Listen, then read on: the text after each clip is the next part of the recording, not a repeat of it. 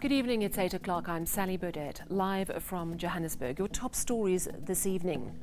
Banks bail on Musasa as allegations of bribery and corruption intensify. And thousands of jobs may be on the line as the controversial company files for voluntary liquidation. I'd rather live with a resident wanting to kill me because I closed the road, unlike the residents wanting to kill me because a bridge has collapsed. Better safe than sorry for Mayor of Joburg to close one of the busiest bridges in the city for 7 months amid concerns over serious structural problems. A heartbreaking story, a mother begs for justice after her little girl is murdered, allegedly by a man who thought she was possessed and crying too much. But we start with this. 10 years after claims around Musasa bribery first emerged, it's finally closing down. The company, now known as African Global Operations, is applying for voluntary liquidation. This after FNB and ASSA officials announced they would be closing the company's bank accounts.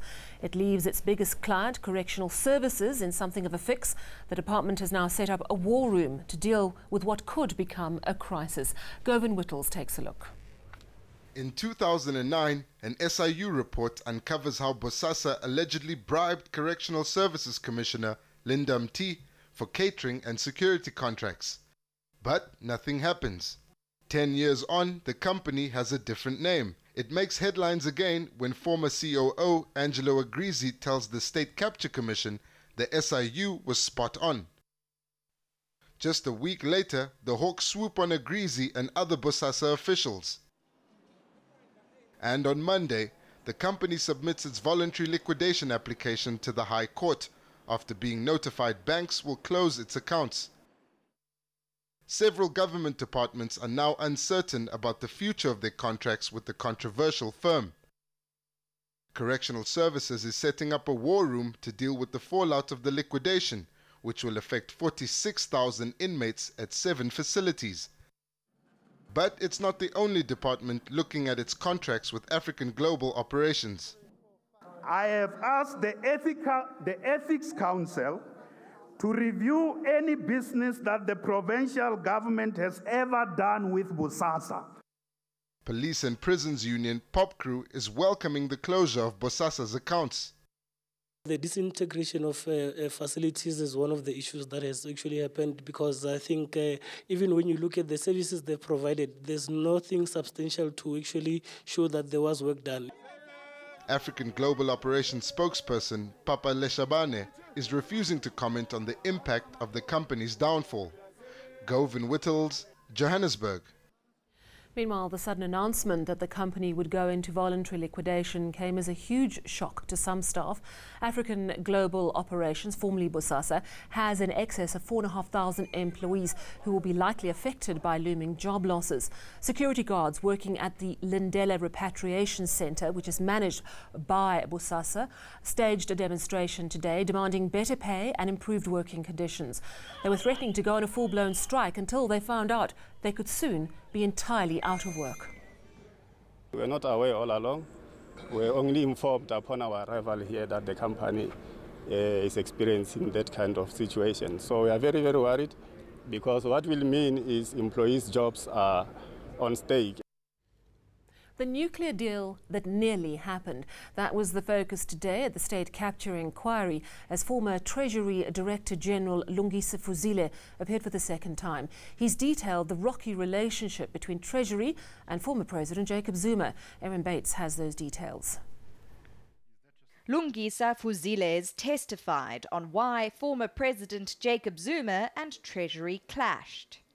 It was the nuclear procurement project, the purchase of shares in Engen by Petro SA, the matters relating to SAA, a few approvals, the Social Security grant contract, the Dental Asia matter, the closure of Gupta accounts by banks. Treasury found nuclear procurement would be financially unsustainable. It was predicted servicing the debt of such a project could reach 95% of GDP by 2040. But some weren't interested in Treasury's report. There was an attempt not to go through it in as thorough a way as we are even doing here. And precisely because it was saying things that people didn't like. Who was dissatisfied about National Treasury? Definitely President Zuma. Treasury's Chief Director of Macroeconomic Policy, Catherine McLeod, testifies next. Proceedings resume on Tuesday. Erin Bates, Johannesburg. Rather safe than sorry, that's the message from the Mayor of Joburg, who's decided to close one of the city's busiest bridges for repairs. 12,000 cars a day use the M2 West Bridge. It'll close for repairs at the end of this month and only reopen in October. Kailihle Kumalo reports on a drastic but important step that is going to cause traffic chaos in the Johannesburg CBD. The M2 motorway between Crown Interchange and Maritzburg Street will get a facelift. That's because the structural integrity of the concrete has been reduced. I'd rather live with a resident wanting to kill me because I closed the road, unlike the residents wanting to kill me because the bridge has collapsed. We're seeing more cracks in the concrete structure, as well as the water ingress into the concrete structure, which is weakening the both columns and column heads. And because of that, it's not safe to let traffic on the eastbound lane.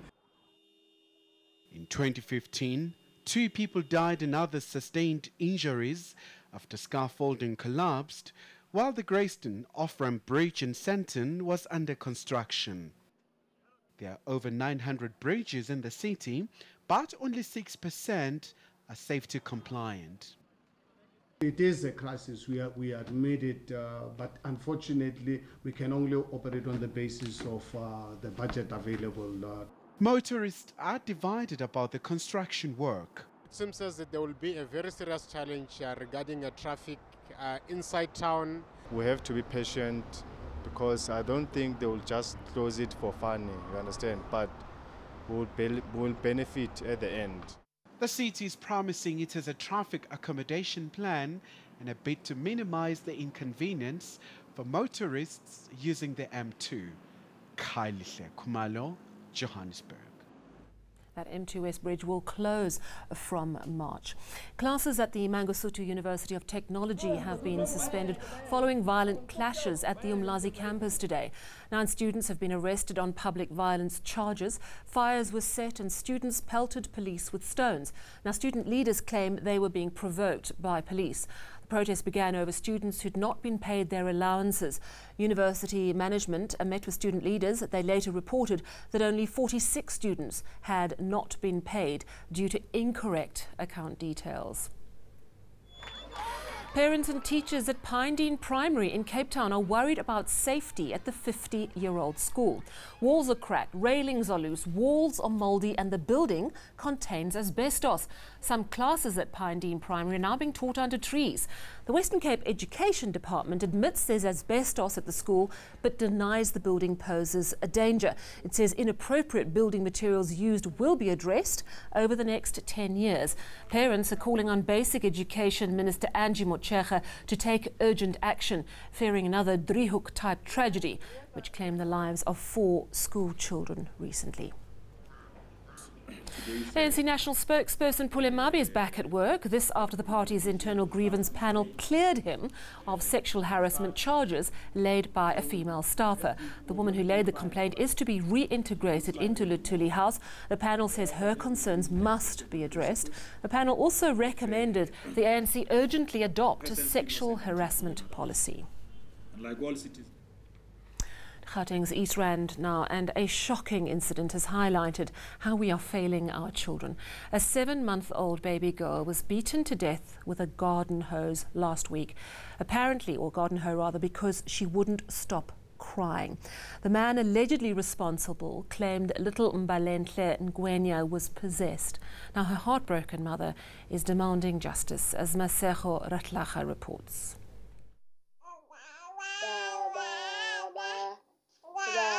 This is cell phone footage of baby Mbalenhle Ngwenya. It was taken just a few days before her murder. She was brutally killed, allegedly by a neighbor, after she started crying. The little girl's mother, Zandile, is heartbroken. The most ukuthi akagulanga if ever bekagulile at least bengizothi ngile ka doctor ngaye ibhedlela ngahluleka and engizisa ubhlungu ukuthi futhi ukho umntwana kimi akasho. The child's paternal grandmother had come to drink here at this shebeen. When the little girl began to wail, a friend offered to take her to her home and make the child some juice. This was the last time anyone saw baby Mbalenhle alive. Zandile is demanding answers from the grandmother. She doesn't understand why she couldn't reach the old woman for several hours after the incident. A 49-year-old man has been arrested for the murder and is expected to appear in court on Tuesday. All that's left following the tragedy are these few items of baby clothing. Overcome by grief, the mother says she burnt the rest. Musasa, Tutuza. Still ahead on eNews, tension is rising between India and Pakistan after last week's deadly attack in Kashmir. And in your business news, the weaker rand has made it one of the most volatile currencies in the world. All eyes are on budget.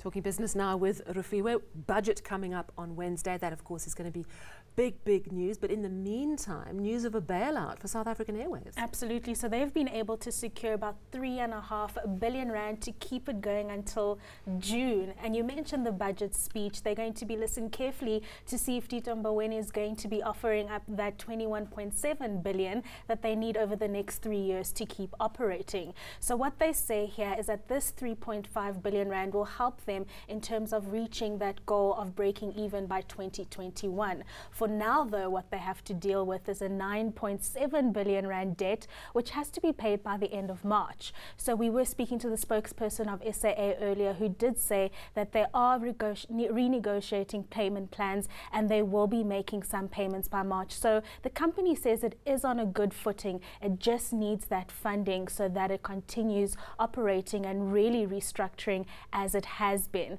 Another thing that came in the news today, Sally, as you would have seen, is stories around the operating model of the company. So the chief executive has highlighted that they will be altering that operating model just to optimize the business operations within SAA. And let's actually just listen to how exactly it'll work.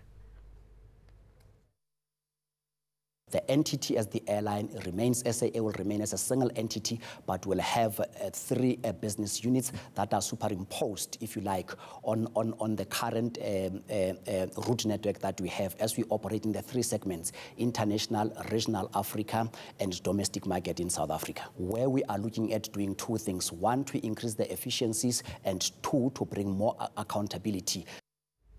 So not an unbundling, but business units are separate. There is a difference. Exactly, Sally. There is a difference. How are the markets today? So the markets also had a pretty good day. The JSE closed just over 1% higher today, with gains across the board.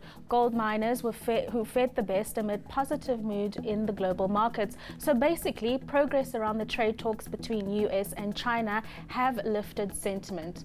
On the commodities front, bad news for motorists. Oil is trading at over $66 a barrel, its highest level since November last year. OPEC supply cuts are at the forefront of the rally we are seeing. Meanwhile, the gold price is benefiting from a weaker dollar. Looking at the local unit now, the rand is still weaker at 14 rand 14 against the greenback. The local currency is expected to stay at these levels until that all-important budget speech on Wednesday, Sally. Thank you very much, Rufiwe.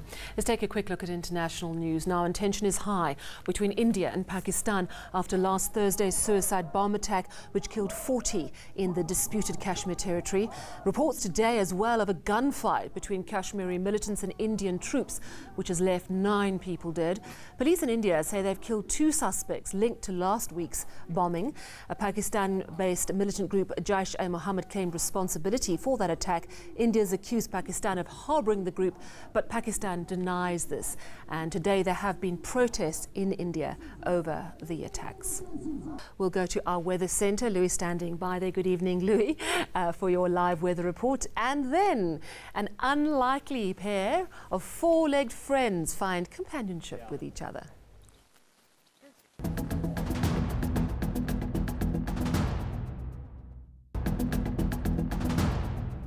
Let's get your latest weather news now with Louis Fernandez in Cape Town. Good evening, Louis. It's been quite a scorcher up here in Joburg. More of the same tomorrow?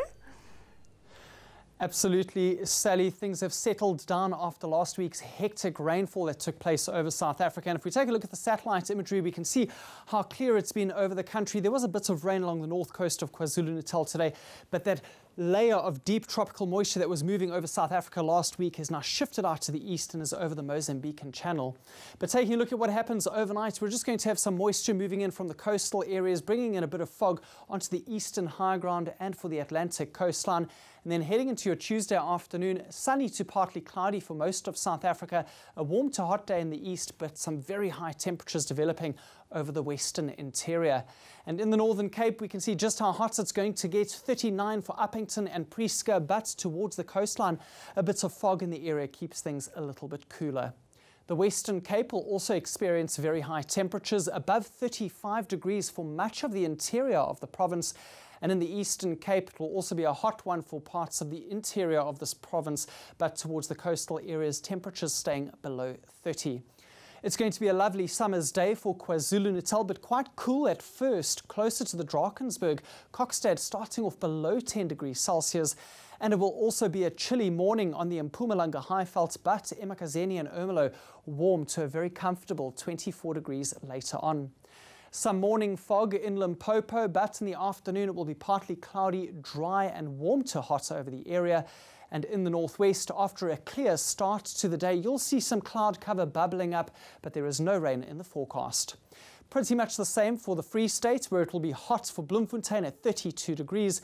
And then finally for Gauteng, you might need a jersey if you're heading outdoors. First thing in the morning is Johannesburg, a little bit cooler than what it has been lately, 13 degrees. But the afternoon is going to be warm to hot once again in the upper 20s for much of the province. Let's take a look at what Wednesday brings to your parts of South Africa. And while there could be some drizzle along the south coast, the rest of the country will be dry. And we're going to have a sunny day in the eastern parts with temperatures climbing even higher. And then on Thursday, it stays dry with high temperatures over the central interior, including Gauteng. But to the east of that, we'll see the return of a few showers and thunderstorms. That's all from the Weather Centre. Sally, it's back to you. Thank you very much, Louis. Summer still alive and kicking clearly. And finally, it seems life's timing is sometimes just right. Molly the beagle and an abandoned possum have been inseparable since they crossed paths. Molly had recently lost her litter of puppies, while the baby possum had been abandoned by its mother. Now, the possum mostly keeps close to Molly by hitching a ride on her back. But that's not always possible. Possums are nocturnal, so Molly patiently waits under the tree where her furry friend sleeps. Recap your top stories this evening. Banks bail on Musasa as allegations of bribery and corruption intensify, and thousands of jobs may be on the line as the controversial company files for voluntary liquidation. I'd rather live with a resident wanting to kill me because I closed the road, unlike the residents wanting to kill me because a bridge has collapsed. Rather safe than sorry, the mayor of Joburg to close one of the busiest bridges in the city for 7 months amid concerns over serious structural problems. That's your news this Monday night from me and the team. Very good night to you.